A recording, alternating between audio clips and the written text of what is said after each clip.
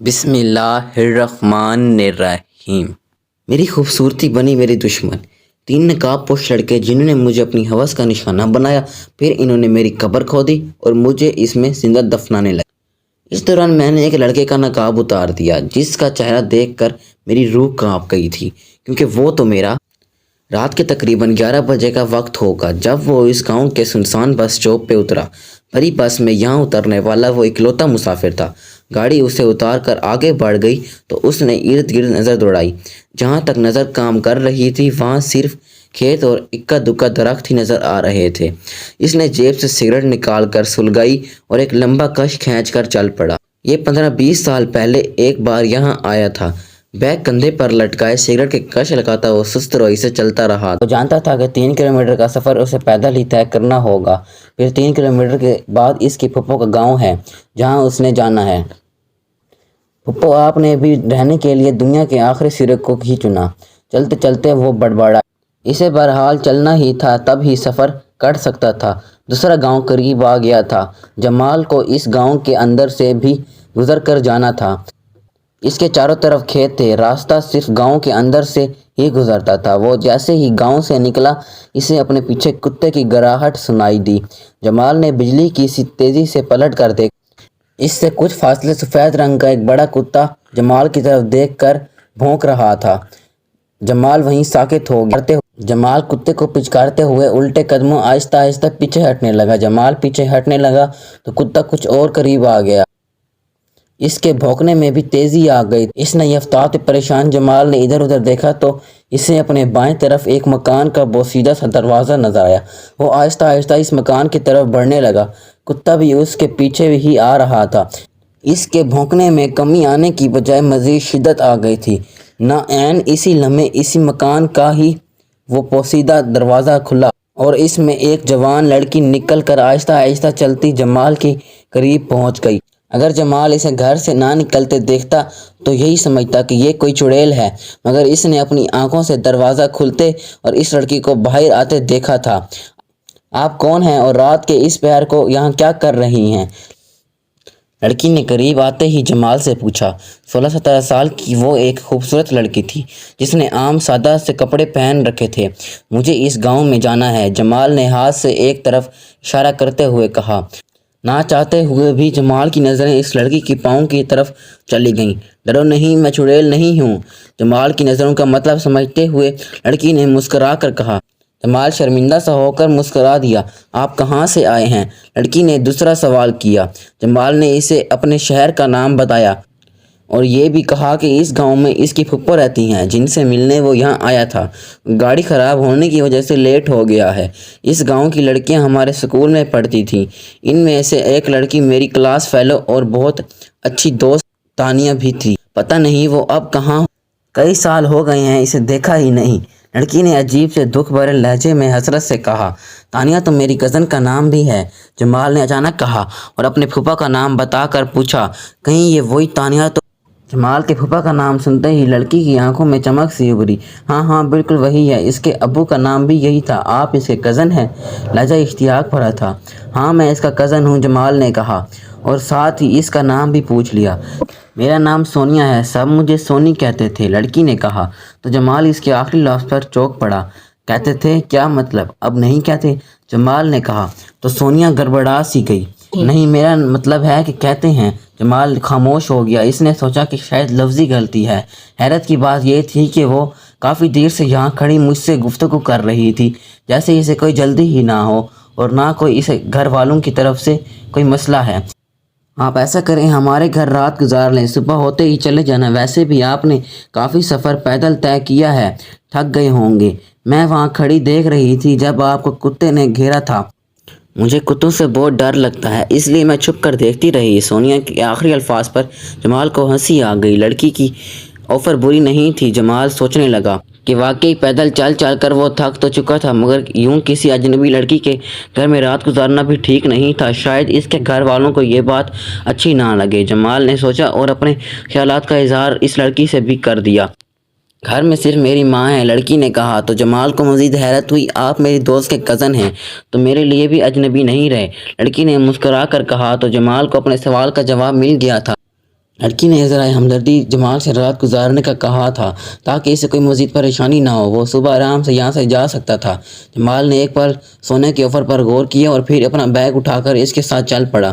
مزید 2 کلومیٹر کے سفر طے کرنے کی بجائے بہتر تھا باقی بچنے والی رات وہ یہاں گزار کر صبح ہوتے ہی آگے روانہ ہو جاتا۔ گھر میں داخل ہوتے ہی جمال کو شدید حیرت ہوئی۔ ایک کمرے کے آگے چھوٹے سے صحن میں 2 چارپائیاں بچھی ہوئی تھیں، جن میں سے ایک پر کوئی وجود چادر اوڑھے سو رہا تھا جبکہ دوسری خالی تھی جو شاید سونیا کی تھی۔ جمال کو حیرت اس بات پر ہوئی تھی کہ گھر بالکل بھی صاف ستھرا نہیں تھا، ایسے لگتا تھا جیسے یہاں ایک عرصے سے کوئی رہتا ہی نہیں ہے۔ اکلوتے کمرے کا دروازہ بھی غائب تھا۔ آپ اس پر لیٹ جائیں، سونیا نے ایک طرف پڑی چارپائی کی طرف اشارہ کرتے ہوئے جمال سے کہا۔ جمال کو لگا کہ گھر میں یہ دونوں ہی رہتی ہیں اور شاید کوئی ذریعہ معاش بھی نہیں ہے، اس لیے غربت کی وجہ سے گھر کا یہ حال ہے۔ جمال نے بنا کوئی سوال کیے اپنا بیگ زمین پر رکھا اور چارپائی کے اوپر لیٹ گیا۔ آپ کو بھوک تو نہیں لگی؟ سونیا کو شاید خیال آیا کہ جمال بھوکا ہوگا۔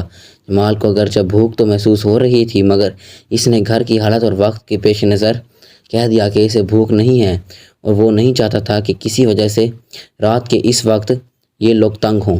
بیٹی کون ہے؟ اچانک سونیا کی ماں نے منہ سے چادر ہٹا کر پوچھا۔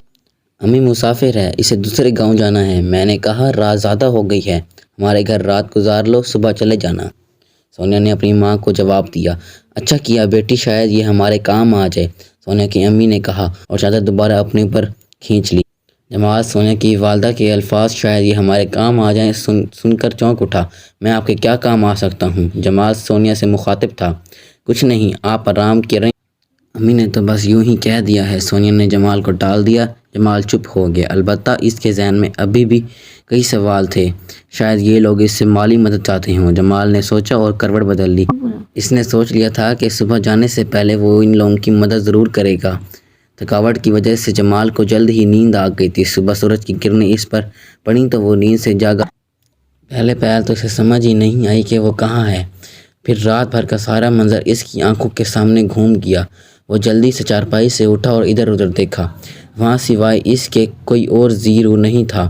البتہ صحن میں 2 ٹوٹی سے چارپائیاں موجود تھیں مگر ان کو دیکھ کر لگتا تھا جیسے برسوں سے کوئی ان پر لیٹا ہی نہ ہو۔ جمال کچھ دیر یوں ہی بیٹھا انتظار کرتا رہا، شاید سونیا یا اس کی امی آ جائیں، مگر 10 منٹ تک جب کوئی نہ آیا تو وہ سونیا کو آواز دیتا اندر کمرے کی طرف چل پڑا۔ کمرے میں ایک ٹوٹی کرسی کے علاوہ اور کچھ بھی نہیں تھا۔ کمرے کی حالت بھی گھر جیسی ہی تھی۔ جمال کو سمجھ نہیں آ رہی تھی کہ وہ کیا کرے، رات کا سارا واقعہ اسے خواب کی طرح لگ رہا تھا مگر جمال کی اس گھر میں موجودگی بھی حقیقت تھی جو یہ ظاہر کر رہی تھی کہ جمال اس گھر میں اپنی مرضی سے نہیں آیا، یقیناً اسے کوئی لایا ہے۔ اسے یہاں لانے والی وہ لڑکی اب نظر نہیں آ رہی تھی اور گھر کی حالت سے لگ رہا تھا جیسے برسوں سے یہاں کوئی رہتا ہی نہیں ہے۔ جمال دل میں عجیب سی کشمکش لیے گھر سے نکل کر آگے چل پڑا۔ جمال کو اس گھر سے نکلتے دیکھ کر لوگوں نے عجیب سی نظروں سے اسے دیکھا تھا، جیسے جمال انسان کی بجائے کوئی دوسری مخلوق ہو۔ اپنی پھپھو کے گاؤں میں پہنچنے تک جمال رات والے سارے واقعے کے بارے میں ہی سوچتا رہا۔ جمال کی پھپھو اور کزنز اسے اچانک دیکھ کر بہت خوش ہوئے۔ ان کے پوچھنے پر جمال نے بتایا کہ وہ رات آیا تھا، لیٹ ہونے کی وجہ سے پچھلے گاؤں میں کسی نے اسے اپنے گھر روک لیا تھا، اس لیے وہ صبح صبح یہاں آ گیا ہے۔ جمال نے مختصر بتایا، رات والا واقعہ وہ گول کر گیا تھا۔ تیسرے دن جمال کا کزن اس کو لے کر اپنے ایک دوست کو ملنے گیا۔ یہ وہی گاؤں تھا جہاں جمال کو وہ لڑکی ملی تھی۔ باتوں باتوں میں جمال نے اپنے کزن کے دوست سے اس گھر کے بارے میں پوچھا تو وہ لڑکا چونک پڑا۔ بھائی آپ یہ کیوں پوچھ رہے ہیں؟ اس لڑکے نے کہا تو جمال نے ساری بات تفصیل سے اسے بتا دی۔ جمال کی بات سن کر اس کا کزن اور دوست دونوں اچھل پڑے۔ وہ دونوں جمال کو ایسے گھور رہے تھے جیسے انہیں اس کے دماغی توازن پر شک ہو۔ کیا ہوا؟ ایسے کیوں دیکھ رہے ہو؟ جمال نے حیرت سے پوچھا تو جواب میں جو کچھ انہوں نے بتایا اسے سن کر جمال کو سکتہ ہو گیا تھا۔ اس کے کزن نے بتایا کہ جمال جس کی بات کر رہا ہے وہ مکان کئی سالوں سے بند پڑا ہے۔ اس گھر میں واقعی ماں بیٹی رہتی تھیں۔ مذہب کے لحاظ سے وہ عیسائی تھیں مگر دونوں ماں بیٹی بہت ہی اچھی انسان تھیں۔ اس گاؤں میں عیسائیوں کے اور بھی کئی گھر ہیں اور سب بہت اچھے ملنسار لوگ ہیں۔ سونیا اور اس کی ماں بھی ایسی ہی تھیں۔ ایک رات کسی کو بنا کچھ بتائے پتہ نہیں وہ دونوں کہاں چلی گئیں۔ گاؤں کے لوگوں نے انہیں تلاش کرنے کی پوری کوشش کی مگر ان کا کوئی سراغ نہیں ملا۔ اور تم کہہ رہے ہو کہ تم نے کل رات ان کو اسی گھر میں دیکھا ہے؟ جمال کے کزن نے اس کی طرف دیکھتے ہوئے کہا۔ جمال نے اسے سونیا کی عمر اور خدخال بتائے تو اس کے کزن کا دوست چونک پڑا۔ ہاں بالکل وہ ایسی ہی تھی، اس کے دوست نے جوش سے کہا۔ بات کسی کی بھی سمجھ میں نہیں آ رہی تھی۔ تینوں اٹھ کر اس مکان کو دیکھنے چل پڑے۔ وہاں سوائے خاموشی کے اور کچھ بھی نہیں تھا۔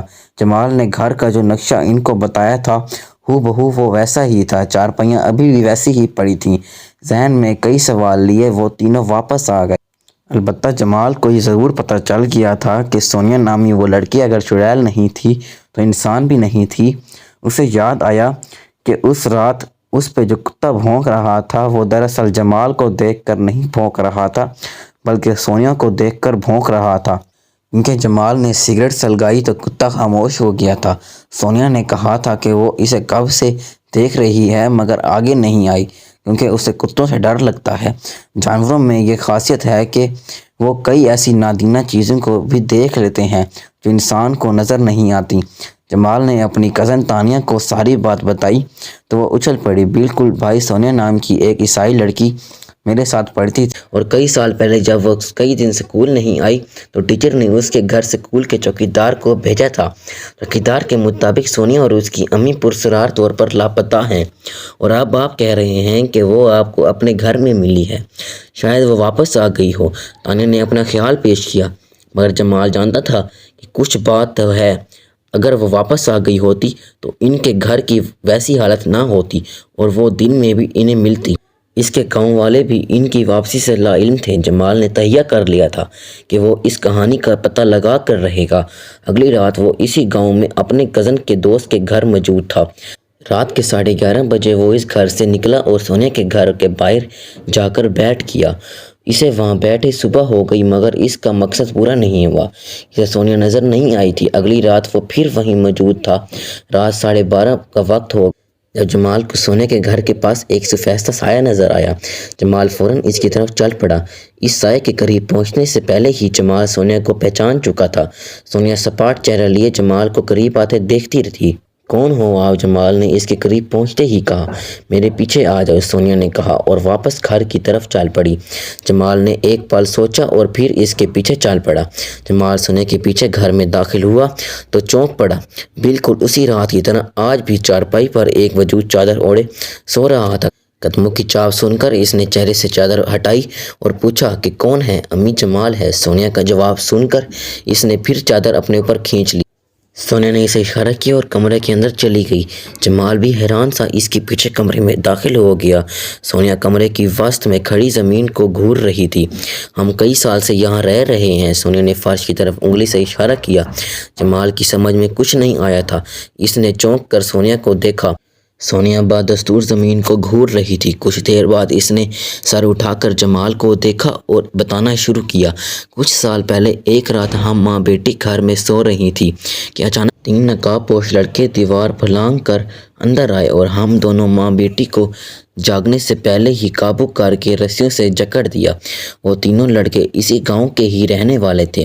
وہ چوری کی نیت سے نہیں آئے تھے۔ ویسے بھی ہمارے گھر میں سوائے میرے اور کوئی قیمتی چیز نہیں تھی اور وہ میرے لیے ہی آئے تھے۔ نہ جانے کب سے وہ مجھ پہ اپنی لال ٹپکائے بیٹھے تھے۔ انہوں نے باری باری اپنی ہوس مٹائی۔ اس دوران ان میں سے ایک کے چہرے سے نقاب ہٹ گیا۔ میں نے اسے فوراً پہچان لیا تھا کہ وہ گاؤں کے کس گھر سے ہے۔ میں نے سوچ لیا تھا کہ سارے گاؤں کے سامنے ان کو ذلیل کروں گی اور شاید یہ بات وہ بھی جان گئے تھے، اس لیے انہوں نے مجھے اور میری ماں کو خنجر مار کر قتل کر دیا۔ میری آنکھ کھلی تو وہ ہمارے کمرے کے کچے فرش کی مٹی برابر کر رہے تھے۔ ایک طرف میری ماں بیٹی خاموشی سے انہیں دیکھ ہی جا رہی تھی۔ میں نے اپنی ماں کو آواز دی اور بھاگ کر ان کے قریب پہنچی۔ حیرت کی بات یہ تھی کہ میری آواز تینوں میں سے کسی کو بھی سنائی نہیں دی۔ وہ باہر جانے لگے تو میں نے ان کا راستہ روکنا چاہا مگر وہ ایسے گزر گئی جیسے میں ان کے سامنے تھی ہی نہیں۔ میرا وجود فقط دھواں نما تھا۔ اس کے بعد آج تک میں نے کئی لوگوں کو مخاطب مگر نہ کسی کو میں نظر آئی تھی اور نہ ہی ان کو میری آواز سنائی دیتی تھی۔ اس رات آپ نے مجھے دیکھا تو مجھے بہت خوشی ہوئی۔ آپ پہلے انسان تھے جس کو میں نظر آ رہی تھی۔ تب میں نے سوچ لیا تھا کہ آپ کو اپنی ساری کہانی سناؤں گی، اور اگر آپ ہمارے لیے کچھ کر سکیں تو یہ آپ کا ہم پر احسان ہوگا۔ وہ لوگ آج بھی اس گاؤں میں رہتے ہیں، مگر میں روز ان کو دیکھتی ہوں مگر کچھ کر نہیں سکتی۔ مجھ سے کیا چاہتی ہو؟ جمال نے پوچھا۔ آپ ہمیں انصاف دلا دیں، پولیس کے پاس جائیں اور ان کو یہ ساری کہانی سنا کر ان لوگوں کو پکڑوا دیں۔ میں خود پولیس میں ہوں، جمال نے گویا انکشاف کیا۔ سونیا نے بے یقینی سے جمال کو دیکھا، جیسے اسے اس کی بات کا یقین نہ آیا ہو۔ واقعی سونیا کے لہجے میں حیرت اور خوشی تھی۔ ہاں، میں پولیس میں اچھے عہدے پر ہوں، مگر پھر بھی ممکن نہیں، کیونکہ عدالت ثبوت مانگتی ہے اور ہمارے پاس ایسا کوئی ثبوت نہیں جس سے ہم ثابت کر سکیں کہ وہ تینوں قاتل ہیں۔ اور اگر میں آپ کی سنائی ساری کہانی سنا بھی دوں تو کوئی بھی اس پر یقین نہیں کرے گا، الٹا میرا مذاق بنایا جائے گا۔ جمال کی باتیں سن کر سونیا کے چہرے پر مایوسی پھیل گئی۔ البتہ میں ایک وعدہ ضرور کرتا ہوں کہ آپ کو انصاف ضرور ملے گا، جمال نے سونیا کی طرف دیکھتے ہوئے عزم سے کہا، اور جانے کے لیے اٹھ کھڑا ہوا۔ اگلے دن جمال یہاں سے واپس چلا گیا۔ ٹھیک 15 دن بعد ایک ایک کر کے وہ تینوں لڑکے غائب ہو گئے۔ ان کو بہت تلاش کیا گیا مگر وہ نہیں ملے۔ ایک صبح سونیا کے گھر کے باہر سے تینوں کی جلی ہوئی لاشیں مل گئیں۔ پتہ نہیں کیسے یہ بات سارے گاؤں میں پھیل گئی تھی کہ ان سے انتقام لیا گیا ہے۔ سونیا اور اس کی ماں کی روح نے مارا ہے، جس کے ساتھ زیادتی کر کے ان لوگوں نے اسے مار کر ان کے گھر میں ہی دبا دیا تھا۔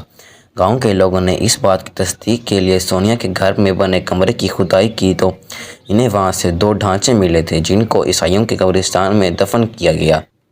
جمال کئی ماہ بعد دوبارہ اپنے پھپھو سے ملنے آیا تھا۔ سونیا کے گھر کے سامنے سے گزرتے ہوئے بے ساختہ اس کی نظر اس گھر کی طرف اٹھ گئی، مگر وہاں کچھ نہیں تھا، اور جمال یہ بات جانتا تھا کہ سونیا اب اسے کبھی نظر نہیں آئے گی، کیونکہ اس کی روح انصاف کے لیے بھٹکتی پھر رہی تھی اور اسے انصاف مل گیا تھا۔ جمال نے اپنے ساتھیوں کی مدد سے ان کو اغوا کیا اور پھر ایک رات سونیا کے گھر کے پاس لے آیا۔ وہ تو سمجھ رہے تھے کہ ان کو کسی نے نہیں دیکھا، مگر وہ یہ بات بھول گئے تھے کہ جو زمین کی 7 پرتوں کے اندر کا حال بھی جانتا ہے، وہ ان کی اس حرکت سے کیسے بے خبر رہ سکتا تھا۔ اور مظلوم چاہے کوئی بھی ہو، اس مہربان اللہ کے نزدیک مظلوم ہی ہوتا ہے۔ یہ کیسے ہو سکتا تھا کہ وہ اسے انصاف نہ دلائے؟ جمال نے سونیا کے کہنے پر ان کو آگ لگائی تھی۔ وہ لوگ سونیا کو نہیں دیکھ سکتے تھے، اس لیے یہ نہیں جان پائے کہ جمال کو کس نے بتایا ہے۔ ان کے مرتے ہی سونیا نے جمال کا شکریہ ادا کیا اور ہمیشہ کے لیے نظروں سے اوجھل ہو گئی۔ جمال آج بھی یہ سوچ کر حیران ہوتا ہے کہ اللہ پاک نے اس رات شاید اسی لیے گاڑی خراب ہونے کا بہانہ بنایا تھا کہ جمال لیٹ ہو جائے اور سونیا سے ملے۔ بعض اوقات جو کام بظاہر کسی ایک کے لیے برا ہوتا ہے، وہی کام دوسروں کے لیے کتنا فائدہ مند ہوتا ہے اللہ بہتر جانتا ہے۔ بے شک اس کے رنگ وہی جانتا ہے۔ ہم انسان صرف اپنا سوچتے ہیں اور وہ رحیم اللہ اپنی ساری مخلوق کا۔